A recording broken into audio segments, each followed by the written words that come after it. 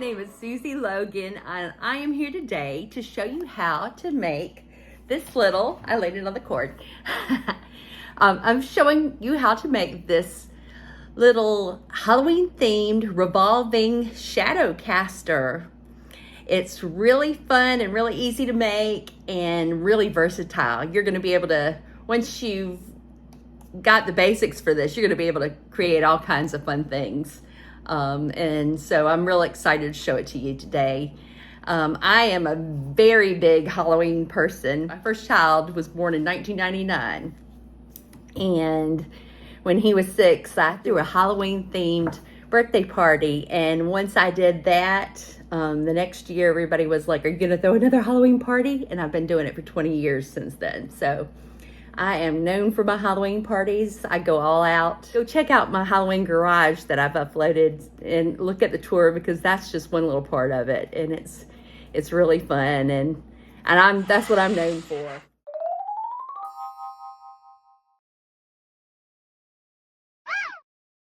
Okay, you're gonna need the little paper silhouette file. The silhouette file, you're gonna need a cutting machine, like a Silhouette machine or a Cricut machine or Brother, whatever your cutting machine is.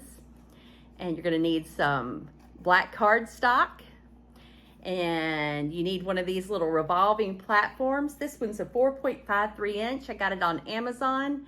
I have got a link for this, and I get a little teeny teeny commission, and it doesn't cost you anything extra, and I appreciate your support if you want to order it through that link, but you don't have to. But if you don't do it the 4.53 inch one though, you're gonna have to make some adjustments to the scale, because it's not gonna wrap around exactly right. Electronics you will need: a black rotating motorized display stand 4.53 inches in diameter, a USB wall charger, or 3 AAA batteries, miniature LED lights, white for sharper shadows or color fading for a spooky effect. Tools you will need: access to a cutting machine like a Silhouette, Cricut, or Brother, etc. A cutting mat, pick tool for weeding, mini spatula tool for weeding. Supplies you will need: double-sided tape, heavy black cardstock, glue stick, or rubber cement. I experimented with a bunch of different light sources on this.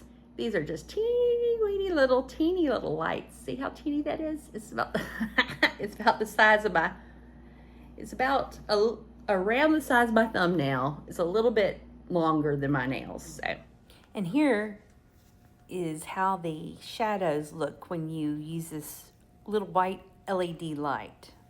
Nice and crisp. And this one is a color changing one. It changes from red to green to blue, and it's a softer look, and it's spookier. You can kind of see how it looks.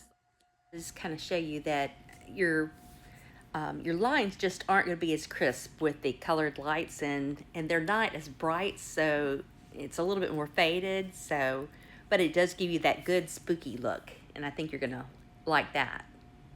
You ever want to tell the difference when you've got these things, and you want to tell which one is the colored one and which one is the white light? The white light has the yellow, it has a little yellow top on it, and the colored one has a little white. Go figure. So the colored one is white and the white one is colored. So let's get started. Let's begin by attaching our black cardstock to a cutting mat. We're actually going to need 2 sheets of black cardstock. So first, I'm going to put my paper on my mat to line it. And I just use I just used my rolling pin because I had some issues a while back with it not sticking to the mat. so I just pull out the rolling pin and do it. Next, import your SVG file into a cutting app. Okay, our next step, we're going to take the design file that I supplied, the SVG file, and we are going to import it into our cutting software. In my case, I'm using the Cricut Design Space app on my iPad. And I just click on the icon. And I'm going to click on the plus sign at the bottom of the screen, and then the plus sign in the right hand bottom corner, and going to click on Upload. And I'm going to click on Browse Files, and I'm going to go out there and I'm going to locate my file, which is the Haunted Shadowcaster SVG. I'm going to click on it. It's going to open it up. I give it a name. I'm just going to call it H for Haunted. And I'm going to upload it. Click on the upload at the top. And it should bring up my file just like I need it. I don't usually find that I have to make any adjustments. So I'm just going to tell it to make. And right here it says, do I want to save my project? I could, but I'm just going to say don't save. And from here, it's going to bring up my file, and it's broken it into 2 sections. It couldn't put it all on one page, so it's broken it into 2 parts. It's the smaller part with the witch, and then the other larger part with the skeleton on it. I'm going to click on next. It's already saying on the mat 12 inch by 12 inch here, which is correct and a basic cut for me. I'm going to select the light cardstock, 65 pound, and I'm going to tell it to remember this setting.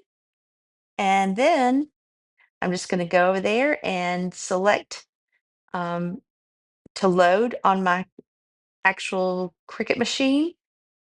And then it'll let me hit the little triangle on the machine to start it up. That's what I'm going to do next. And here's my Cricut, hard at work, cutting out my design for me.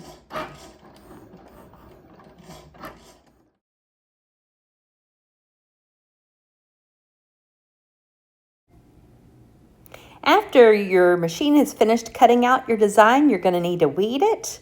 I like to use a little mini spatula tool to help me get it started off the paper, and a little pick weeding tool.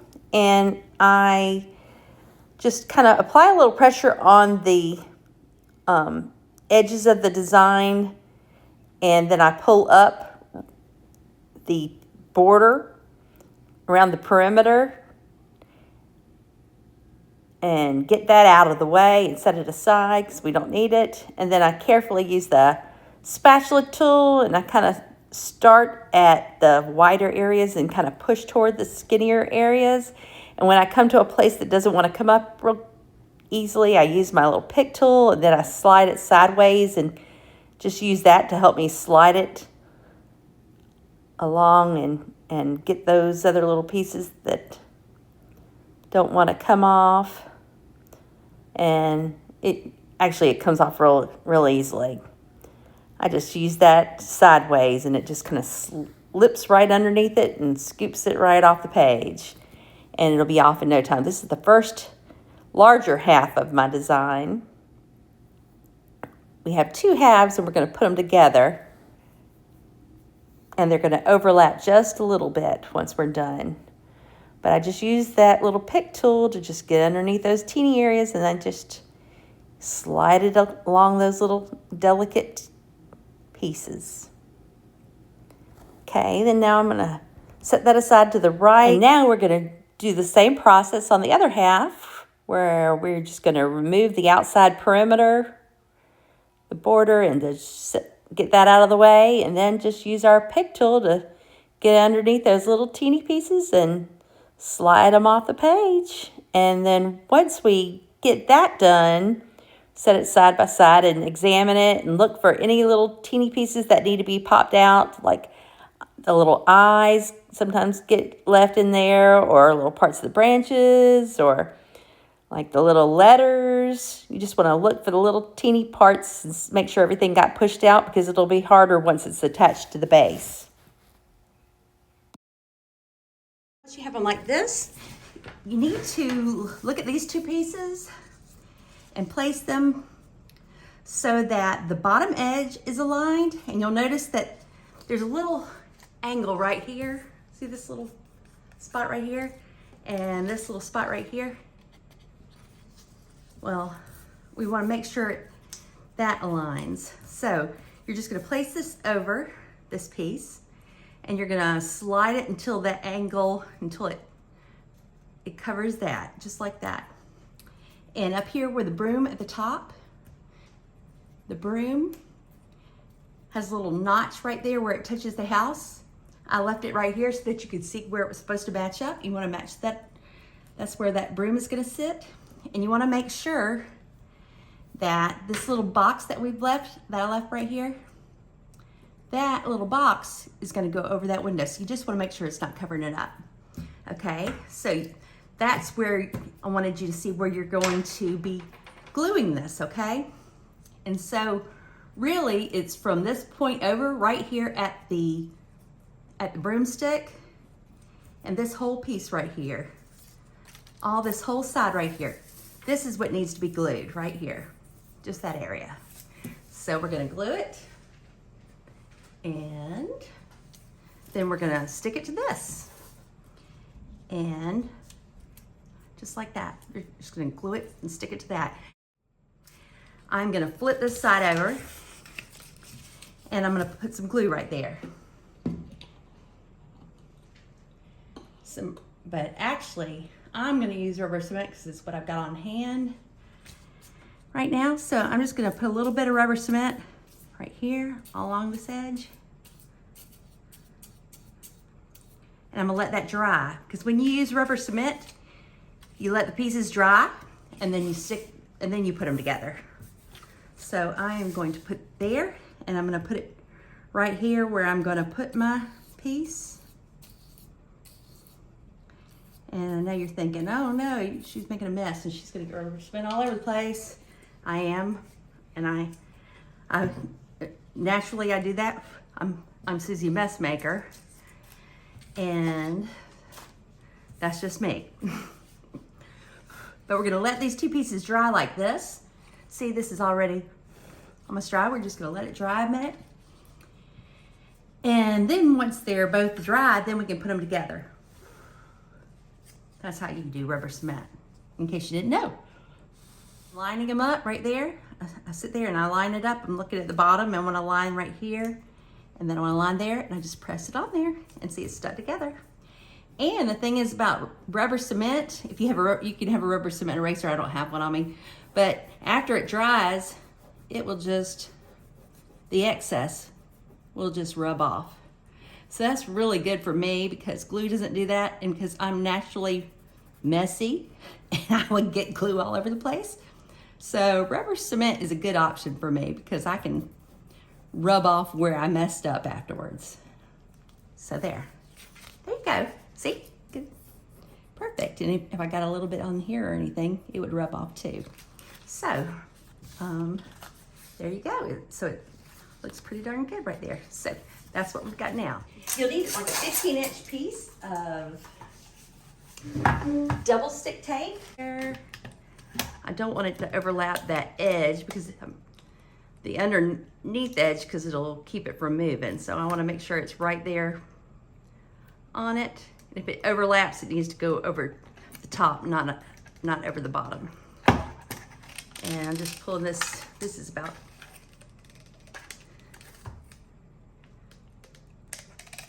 okay. I'm just gonna go all the way around, and then here, and attach it like that. So it's sticky all the way around. Okay, and you want to make sure your Happy Halloween that you're reading it the way you're looking at it, because when it casts shadows on the wall, the light source is going to be coming from here, and it's going to be shining out, and you want your words to show the right way. So now I am just going to place this right here at the edge. Okay? And then I'm just gonna wrap it around. Oops, I'm not doing so good. It's because I'm not doing it in my lap. If I was doing it in my lap and didn't have the camera on and stuff, it would be different. But no, I'm doing it on the table. I'm just, I'm gonna do everything on the couch girl. I'm a couch potato, true one. And so anyway, there we go. Now I've got it stuck there like that. Okay. And it should look like that. Okay, now you're going to need those little LED lights. And you just take that little white tab and you pull it out. And you can use your teeth. That's what I had to do. And then you use a little bit of double stick tape and put it on the bottom. I'm using the colored ones. Those give a spookier effect, but I also like to use the white ones because they give a crisper shadow. But you just put a little double stick tape on there and stick it in the middle of it. And then you need your charger cord so that you can plug it in. And then you go find a nice dark spot and put it. I like to put this, you can put it on a mantle. You can put it on top of your refrigerator. You can put it on a table. It's just fun anywhere you put it.